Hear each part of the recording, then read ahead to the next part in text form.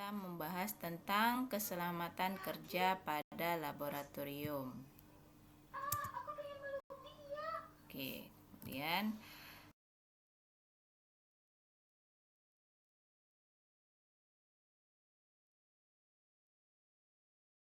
simbol-simbol keselamatan kerja ya nak ya.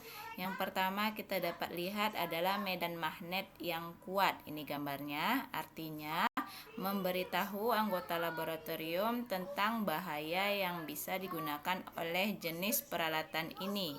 Resiko ini sangat dekat bagi orang yang menggunakan alat pacu jantung dan implan yang akan cenderung menyelaraskan diri dengan garis medan magnet, seperti halnya jam tangan, keyboard, dan alat-alat tertentu. Nah, tindakan antisipasinya yaitu bagi orang yang menggunakan alat pacu jantung dan implan yang akan cenderung menyelaraskan diri dengan garis medan magnet diharap untuk menghindari area tersebut. Selain itu, tidak boleh menggunakan alat-alat yang mengandung magnet di dalamnya, seperti jam tangan, clipboard, dan alat-alat tertentu. Simbol diperlukannya sarung tangan. Nah, artinya simbol keselamatan sarung tangan untuk mengidentifikasi kapan pelindung tangan harus dipakai untuk menangani bahan berbahaya, bahkan dalam jumlah kecil seperti sarung tangan anti panas untuk eksperimen kalor. Nah, tindakan antisipasi yaitu memilih sarung tangan yang tepat. Kemudian, simbol ini adalah bahaya radiasi Pengion IAEA. Nah, artinya simbol ini lebih ditujukan kepada masyarakat umum yang mungkin tidak menyadari bahwa trefoil mengidentifikasikan bahaya radiasi dan ditempatkan pada sumber radiasi yang dapat menyebabkan kematian atau cedera serius. Tindakan antisipasi yaitu biasanya ditempatkan pada perangkat yang menaungi sumber radiasi, bukan pintu atau wadah, untuk memperingatkan orang agar tidak membongkar perangkat atau mendekatkannya. Dan simbol bahaya tegangan tinggi. Nah, artinya memperingatkan tegangan yang cukup tinggi untuk menyebabkan cedera serius atau kematian. Tindakan antisipasi, kita harus menjauhi dari peralatan atau area laboratorium yang ditandai dengan simbol ini. Meskipun jika kita harus bekerja dekat dengan bahaya itu, pakaian pelindung dan sarung tangan karet harus dipakai. Kemudian bahaya listrik. Nah, tangan itu ya. Nah, artinya bahaya listrik semacam itu dapat menyebabkan kesemutan ringan sampai mati. Nah, tindakan antisipasi yaitu jika ada bahaya listrik yang dicurigai, perangkat yang dimaksud harus segera diputus dan penyebabnya ditentukan oleh teknisi yang memenuhi syarat. Peralatan harus selalu dimatikan dan dilepas ketika ada pekerjaan yang dilakukan. Kemudian, simbol bahaya sinar laser, artinya mata dan kulit dapat rusak karena terkena sinar laser secara langsung. Nah, tindakan antisipasi menggunakan pelindung mata dan pakaian yang tidak mudah terbakar harus selalu dipakai setiap saat di area laboratorium ini, apakah laser sedang dioperasikan atau tidak. Simbol bahaya sinar UV. Sinar UV untuk memperingatkan personil laboratorium tentang bahaya potensial. Sinar UV adalah jenis radiasi elektromagnetik dengan panjang gelombang antara 180 dan 400 nanometer. Nah, tindakan antisipasi yaitu menggunakan pakaian anti radiasi. Kemudian, simbol bahaya permukaan panas. Nah, artinya memperingatkan personil laboratorium tentang bahaya kebakaran dari permukaan panas. Bahaya semacam itu dapat datang dari peralatan laboratorium seperti oven laboratorium dan autoclave, atau dari bangunan itu sendiri jika ada pipa uap. Tindakan antisipasi yaitu menghindari menyentuh permukaan seperti itu.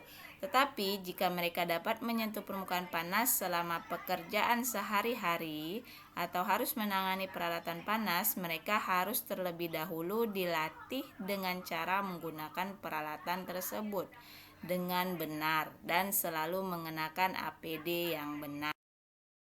Kemudian bahaya radioaktif, artinya menunjukkan adanya radiasi pengion. Radiasi pengion adalah radiasi yang membawa energi yang cukup untuk membebaskan elektron dari atom atau molekul, sehingga mengionisasi mereka. Sumber radiasi pengion di laboratorium termasuk peralatan sinar X dan nuklir. Nah, tindakan antisipasi membatasi paparan radiasi eksternal ke tingkat yang berada dalam batas dosis yang ditetapkan, dan laboratorium harus dilisensikan oleh Komisi Pengaturan Nuklir. Bahan ini harus disimpan dalam wadah berbahan timbel. Contoh, uranium, plutonium, dan radium. Kemudian simbol radiasi non-ionisasi, artinya radiasi tersebut memiliki frekuensi yang lebih tinggi dan panjang gelombang lebih pendek daripada radiasi non-pengion. Radiasi non-pengion meliputi spektrum ultraviolet, cahaya tanpa, inframerah, microwave, frekuensi radio, dan frekuensi sangat rendah. Tindakan antisipasi disediakan lemari keselamatan biologis, APD, dan kontrol teknik adalah beberapa langkah yang digunakan untuk meminimalkan paparan terhadap bahaya tersebut. Kemudian bahaya radiasi optik, artinya yang meliputi radiasi ultraviolet, cahaya tampak, dan radiasi inframerah.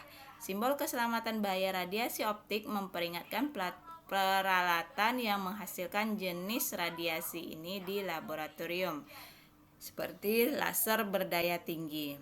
Tindakan antisipasinya yaitu saat bekerja dengan bahaya seperti itu, kacamata yang tepat harus selalu dipakai untuk laser khususnya.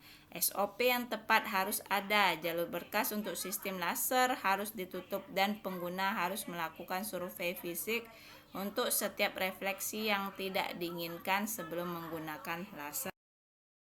Kacamata pengaman, artinya melindungi terhadap cahaya tampak atau dekat atau radiasi dari sinar UV, tergantung pada bahan lensa. Tindakan antisipasi menggunakan lensa polikarbonat. Kemudian simbol oksidator, artinya bahan kimia yang mungkin tidak terbakar tetapi dapat menghasilkan oksigen yang dapat menyebabkan kebakaran bahan lain. Tindakan antisipasi yaitu hindari bahan-bahan tersebut dari panas. Contohnya bahan natrium peroksida dan kalium perklorat.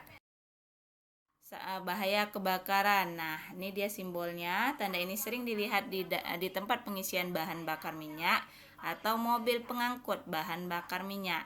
Kebakaran bisa terjadi karena hubungan arus pendek pada listrik, bisa terjadi karena reaksi kimia antara bahan dengan oksigen yang menghasilkan api.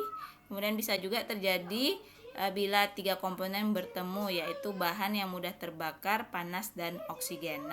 Tindakan penanggulangannya yaitu memadamkan api sebelum membesar. Jika api sudah membesar, maka harus dipadamkan dengan pemadam kebakaran. Tindakan antisipasi, jangan menyimpan dan membuka botol berisi zat yang mudah terbakar di dekat api. Memadamkan pembakar spiritus yang telah selesai digunakan dan menutupkan penutupnya. Simbol bahaya beracun atau toksik, artinya bahan kimia yang dapat menyebabkan bahaya terhadap kesehatan manusia atau menyebabkan kematian jika terserap ke dalam tubuh karena tertelan melalui pernapasan atau kontak melalui kulit. Tindakan antisipasi yaitu hindarkan bahan ini dari kontak langsung dengan tubuh, seperti jangan sampai terhirup, tertelan, atau terserap tubuh. Contoh zatnya yaitu raksa, arsen, klorin, timbal, dan metanol sianida. Kemudian korosif, bahan berkarat, artinya bahan kimia yang melalui reaksi kimia dapat menyebabkan kerusakan jika kontak dengan jaringan hidup atau bahan lain. Hindarkan bahan ini dari kontak langsung dengan tubuh karena dapat membunuh jaringan hidup seperti kulit dan mata. Contoh zatnya yaitu kalium hidroksida, asam sulfat, dan asam. Sekarang kita bahas kepada pertolongan pertama pada kecelakaan. Biasanya hal-hal yang sering terjadi yang dapat kita tangani cepat yaitu di dalam laboratorium itu diantaranya adalah terbakar. Kedua, mata kemasukan benda asing. Kemudian luka goresan atau teriris. Kemudian bahan kimia masuk ke mulut. kemudian keracunan gas, dan kejutan listrik. Itulah yang sering terjadi di laboratorium kita sehari-hari ya. Nah, terbakar. Caranya bagaimana? Cucilah bagian yang terbakar dengan air dingin sebanyak-banyaknya atau air es. Nah, kulit yang terbakar akibat natrium atau kalium, hilangkan logamnya, kemudian basuhlah dengan air dingin sebanyak-banyaknya. Kemudian dibalut dengan kain kasa yang diolesi dengan vaselin, minyak ikan atau minyak kelapa. Mata kemasukan benda asing. Nah, apabila bendanya itu bersifat asam, maka basuhlah dengan air dingin sebanyak-banyaknya. Bilas dengan larutan 1% natrium bikarbonat yang dituangkan dalam gelas cuci mata.